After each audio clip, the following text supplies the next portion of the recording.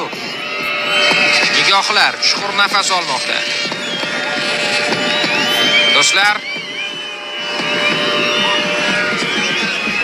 har ehtimolga qarshi yerda ruxsat bor. Jasur duo qildi va zarba gol!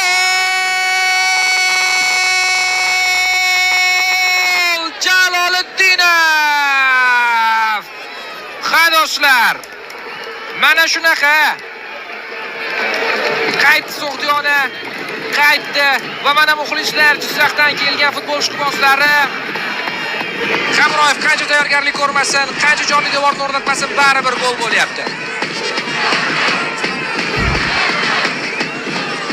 Wow, qanday tayyorgarlik endi Hamroyev.